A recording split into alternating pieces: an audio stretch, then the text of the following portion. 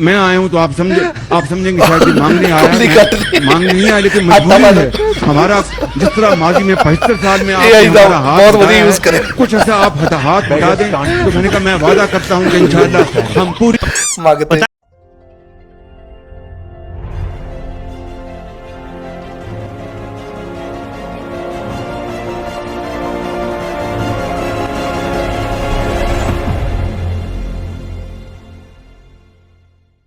ਸਤਿ ਸ੍ਰੀ ਅਕਾਲ ਜੀ ਸਾਰਿਆਂ ਨੂੰ। ਤੁਹਾਡੇ ਸਾਰਿਆਂ ਦਾ ਇੱਕ ਵਾਰ ਫਿਰ ਤੋਂ ਸਵਾਗਤ ਹੈ ਜੀ ਮੇਰੇ YouTube ਚੈਨਲ ਪਰ। ਦੁਨੀਆ 'ਚ ਸਭ ਤੋਂ ਜ਼ਿਆਦਾ ਜਿਹੜਾ ਰੋਣੇ ਵਾਲਾ ਮੁਲਕ ਆ ਨਾ ਉਹ ਪਾਕਿਸਤਾਨ ਹੈ। ਪਾਕਿਸਤਾਨ ਦਾ ਕੋਈ ਮੁਕਾਬਲਾ ਨਹੀਂ ਹੈ ਰੋਣੇ ਧੋਣੇ 'ਚ। ਕਦੇ ਇਹਨਾਂ ਦਾ ਪਾਣੀ ਮੁੱਕ ਜਾਂਦਾ, ਕਦੇ ਇਹਨਾਂ ਦੀ ਬਿਜਲੀ ਨਹੀਂ ਆਉਂਦੀ, ਅਤੇ ਹੁਣ ਇਹਨਾਂ ਦਾ ਜਿਹੜਾ ਉਹ ਆਟਾ ਮੁੱਕ ਗਿਆ ਫਿਰ। ਤੇ ਇੱਕ ਵਾਰ ਪਹਿਲਾਂ ਵਿੱਚ ਨੂੰ ਮੁੱਕ ਗਿਆ ਤਾਂ ਜਾਂ ਵਾਰ ਲੱਗੀ ਸੀ, ਅਤੇ ਹੁਣ ਫਿਰ ਆਟਾ ਮੁੱਕ ਗਿਆ ਇਹਨਾਂ ਦਾ। ਅਤੇ ਇਹਦੇ ਬਾਰੇ ਬਹੁਤ ਸਾਰੀ ਫਨੀ ਵੀਡੀਓਜ਼ ਆ ਜਿਹੜੀਆਂ ਪਾਕਿਸਤਾਨ 'ਤੇ ਨਿਕਲ ਕੇ ਆ ਰਹੀਆਂ। ਸੋ ਅੱਜ ਦੀ ਵੀਡੀਓ 'ਚ ਮੈਂ ਉਹੀ ਵੀਡੀਓਜ਼ ਉੱਪਰ ਰਿਐਕਟ ਕਰਨ ਲੱਗਿਆ। ਵੀਡੀਓ ਬਹੁਤ ਜ਼ਿਆਦਾ ਵਧੀਆ ਹੋਣੇ ਵਾਲੀ ਆ, ਸੋ ਇਹਨੂੰ ਐਂਡ ਤੱਕ ਜ਼ਰੂਰ ਦੇਖਿਓ, ਐਂਡ ਮਿਸ ਨਾ ਕਰਿਓ ਵੀਡੀਓ ਦਾ। ਅੱਜ ਮੇਰੇ ਮਿਲ ਕੇ ਆਪਾਂ ਇੰਜੋਏ ਕਰਦੇ पाकिस्तानियों का रोना धोना। ओवरऑल जो सिचुएशन है, सिंध में आटे की कीमतों में बड़ा इजाफा रिकॉर्ड किया गया है। अल्लाह माफ करे। मल्टीपल इशूज है वैसे तो फैसल जो बढ़ते जा रहे हैं, और अब आटा एक बेसिक नेसेसिटी है जिसमें इजाफा और आवाम के लिए बहुत नुकसानदेह हो सकता है। Centre of gravity. नाउज़ुबिल्लाह, गैब का इल्म किसी के पास नहीं। अच्छा मुझे नहीं समझ आती, बम गिरता है ईरान में, मिसाइल गिरता है ईरान पे, महंगाई हमारी हो जाती है। तो पाकिस्तान की मैशत को एक और झटका लगने वाला है अगर ये हालात कंट्रोल में नहीं आते।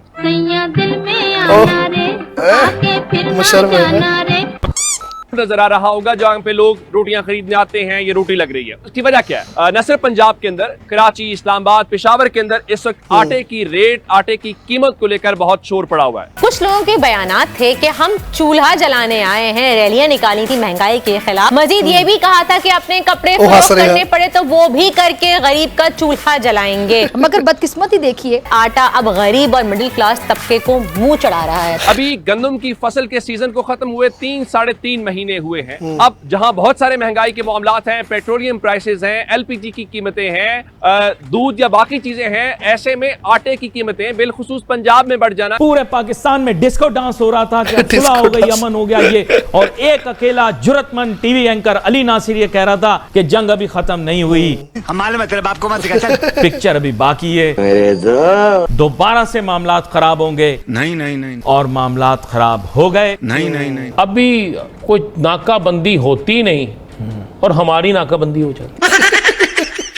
और मैंने यही कहा जब मैं आया हूँ तो आप समझेंगे शायद कि मांगने आया है, मांगने नहीं आया, लेकिन मजबूरी है हमारा।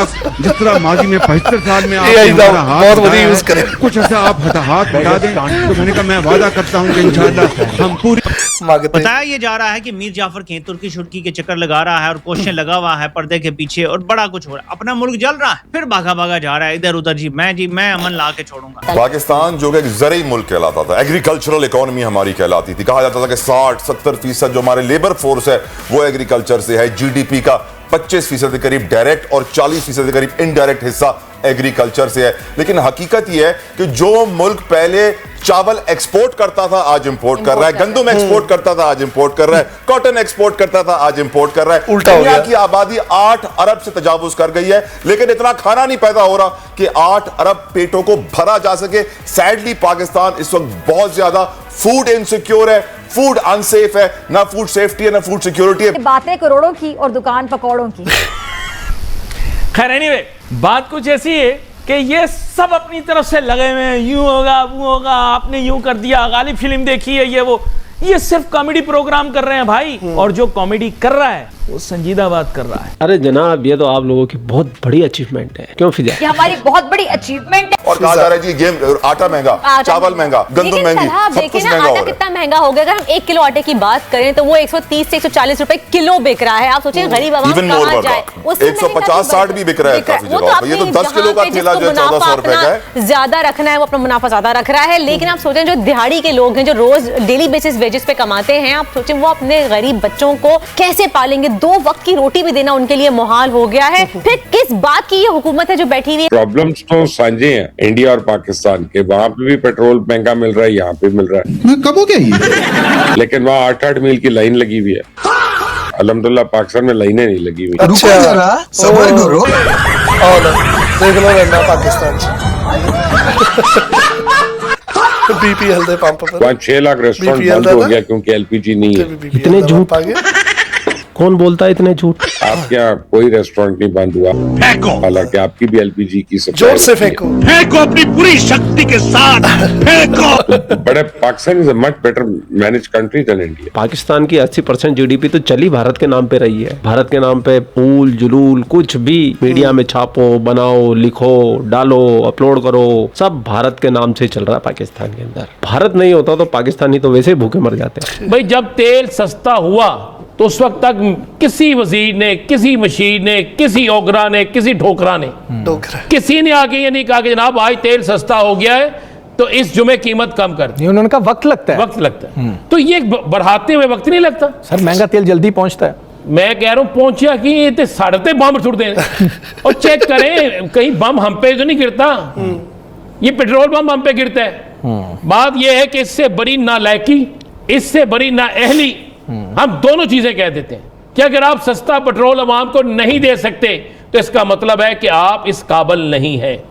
और अगर आप महंगा पेट्रोल अवाम को देकर अवाम के बेवकूफ बना रहे हैं और अवाम के साथ धोखा कर रहे हैं, मैं लफ्ज इस्तेमाल कर रहा हूं धोखा, वो धोखा इसलिए लफ्ज इस्तेमाल कर रहा हूं, मैं बिल्कुल इसको चैलेंज से कहता हूं कि अगर आपका यह दावा है कि आलमी मार्केट में महंगा हो गया पेट्रोल तो हमें महंगा करना है, तो सस्ता होने पे सस्ता क्यों नहीं करना? इसके साथ ही ये खबर जो है वो लिंक होती है। मैं चाहूंगा कि उस पर भी हम बात करें, कमेंट करें कि जिस वक्त अगर हम हुकूमत की ये बात या ये जवाब तस्लीम भी कर लें कि जी आलमी मंडी में मार्केट जब में तेल ऊपर जाएगा, कीमतें ऊपर जाएंगी, तो हम तो इम्पोर्टर्स हैं, हमने इम्पोर्ट करना है तो हम उसी तरह कीमतें बढ़ा देंगे। तो एक खबर साथ ये है कि जो टोल टैक्सेस हैं उनमें इजाफा कर लिया गया है। जब हालात इतने ख़राब हैं कि अवाम को महंगा पेट्रोल डलवाना पड़ रहा है, तो जब वो गाड़ी सड़क पे डालेंगे तो टोल टैक्सेस में तो ऐसे हालात में आप इजाफा ना करते तो अवाम को ये डबल डस्ट तो ना लग रही होती। क्यों ना इजाफा करते? कौन होते हैं आप? ये कौम कौन है? मैं टोल देना होता है ना, मेरा कोई कार्ड नहीं बना। मेरा हमारा भी है ना, सबने देना होता है टोल, इस पूरी कौम ने देना होता है। तो इस कौम का हक क्या है कि ये मांगे? जुर्रत क्या है? जुर्रत क्या है? अगर इस कौम ने इन सब को वोट दिए होते, इनको 80-80 हजार की जेन्युइन लीड से जिताए होते तो इन पे एहसान भी होता ना। और भाई क्यों आप लोगों ने इनको वोट जो है नहीं दिए थे जिस तरह वो चाहते? ये आप राह फरार दे रहे हैं उनको। नहीं दे रहे है, ये है कि इस कौम ने ये तवक्को लगा, भाई ना तवक्को लगाएं कि आपका टोल टैक्स कम होगा, मत तवक्को लगाएं। मत तवक्को लगाएं कि आपके पेट्रोल की कीमतें इंतहाई कम होंगी। मत तवक्को लगाएं कि आपको सब्जी सस्ती मिलेगी। मत तवक्को लगाएं। ये तो बड़ी आजिज़ी दिखा गई ना तारड़ साहब, इनकी मेहरबानी। इन्होंने तो अभी ये जिक्र ही नहीं किया कि गंदम कितनी महंगी हो गई है। सर आटा कराची में सबसे ज्यादा महंगा। सबसे, मैं कह रहा हूँ कौन सी जगह पे सस्ता है? वो देहात जहां पे कभी सोचा भी नहीं था कि आटा महंगा हो सकता है, उन देहातों में भी आटा महंगा है। एक साल में 20 किलो का थैला 1000 से ज्यादा महंगा हुआ है, लेकिन हुकूमत के खाते में नहीं। वो कह रहे हैं सब अच्छा है। अभी आप किसी वजीर की, किसी मशीर की आप गुफ्तगू सुन ले। मैं देख रहा था आज इस्लामाबाद में एक बड़ा कन्वेंशन हो रहा था साकिब साहब के शहर में, खवातीन के हकूक पर एक इंटरनेशनल क्वेश्चन हो रहा था। और दूसरी तरफ मेरे पास एक फुटेज आई बेनजीर इनकम स्पोर्ट्स प्रोग्राम की, उसमें औरतें बेचारी धक्के लग रहे हैं उन्हें, और हमने फकीर बनाया हुआ है ना जो कौम को, बजाय कि उन्हें को कारोबार के लिए पैसे दें, हमने उन्हें लाइनों में लग के अपनी शक्ल दिखाकर, अपनी चुदराहट दिखाकर अपना वोट। पेट्रोल की कीमतें इस पे पाकिस्तान पर जो बैरूनी कर्जा है, आपको पता है कितने अरब रुपए हो गया?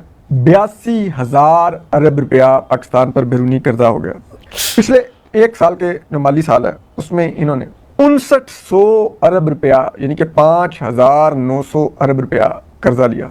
ठीक, जो अगर देखा जाए तो 16 अरब रुपया ये वफाकी हुकूमत रोजाना कर्ज लेकर मुल्क चला रही है। 16 अरब रुपया, 1-2 आधा अरब यानी 16 अरब रुपया लेकर कर्ज रोजाना मोड़ना का था कर्जा। और आपको पता है इस वक्त पाकिस्तान सिर्फ सूद जो साढ़े भी हालात आए सिर्फ हो रहे हैं, कर्ज की रकम बात कर रहा है वो सालाना, और जंग की वजह से बड़ा रुपए पेट्रोल 118 रुपए अदा करके भी हमने 50,000 अरब रुपया इस शहबाज शरीफ सरकार को पिछले 3-4 साल में टैक्स दिया, उसके बावजूद ये कर्जा कम करने के बजाय 82,000 अरब रुपए पे लेके पहुंच गए। तो अब इसका लाइक हु इज रिस्पॉन्सिबल? क्या लैक ऑफ प्लानिंग है?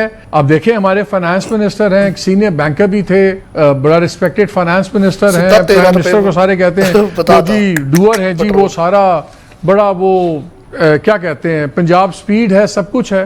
तो क्या ये लोग क्या इनकॉम्पिटेंट हैं? क्या इनके हाथ बंधे हुए हैं? What is wrong with it? हो क्यों नहीं रहा?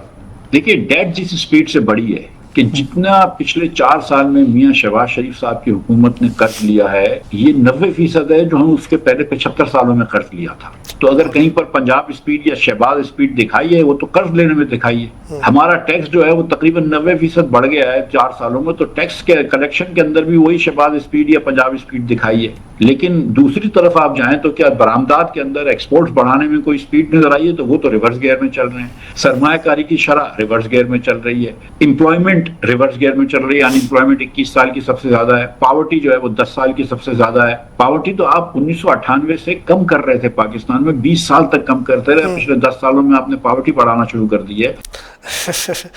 ਮਾੜੇ ਹਾਲਾਤ ਆ ਬਈ। ਦੇਖੋ ਉਹਨਾਂ ਦੇ ਤਾਂ ਹਾਲਾਤ ਮਾੜੇ ਸ਼ੁਰੂ ਤੋਂ ਹੀ ਰਹੇ ਆ ਪਾਕਿਸਤਾਨੀਆਂ ਦੇ, ਪਰ ਹੁਣ ਸਾਡੇ ਮੁਲਕ ਦੀ ਸਰਕਾਰਾਂ ਨੂੰ ਵੀ ਸਿੱਖਣਾ ਚਾਹੀਦਾ ਵੀ ਸਾਡੇ ਵੀ ਹੌਲੀ ਹੌਲੀ ਨਾ ਉਹਨਾਂ ਵਰਗੇ ਹਾਲਾਤ बढ़ते ਜਾ ਰਹੇ ਆ।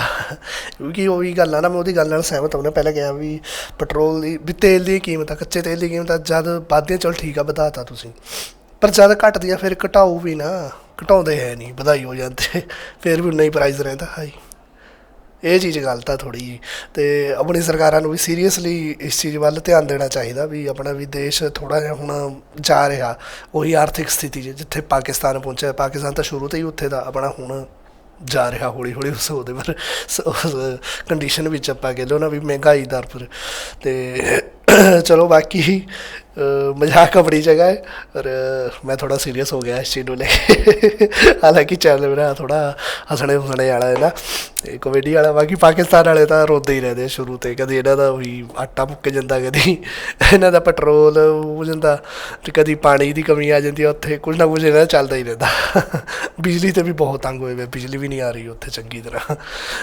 चलो बाकी तुसी इस वीडियो ਨੂੰ ਲਾਈਕ ਕਰ ਦਿਓ, ਇਹਨੂੰ ਵੱਧ ਤੋਂ ਵੱਧ ਸ਼ੇਅਰ ਕਰ ਦਿਓ, ਕਮੈਂਟ 'ਚ ਆਪਣਾ ਓਪੀਨੀਅਨ ਜ਼ਰੂਰ ਦਿਓ, ਜ਼ਿਆਦਾ ਲੰਬਾ ਨਾ ਦਿਓ ਵੀ ਪੂਰਾ ਐਸੇ ਹੀ ਲਿਖ ਦਿਓ, ਇੱਕ ਪੈਰਾਗ੍ਰਾਫ ਪੂਰਾ ਹੀ, थोड़ा छोटा ओपीनियन दिओ। चाहे कोई भी देना है वीडियो बारे, कोई भी सुजैशन देना, कुछ भी तो जरूर लिखियो कमेंट च। बाकी इस वीडियो को लाइक कर दो, ਵੱਧ ਤੋਂ ਵੱਧ शेयर कर दो, थले कमेंट करके दस दो भी तुसीं और किहड़ी वीडियो ते मेरा रिएक्शन देखना चाहते हैं। तो इस तरह दी होर भी वीडियोज़ देखने वास्ते मेरे इस चैनल को सबसक्राइब भी कर दो। मिलते हैं तुहानूं अगली वीडियो च, उदों तक लई सत श्री अकाल जी।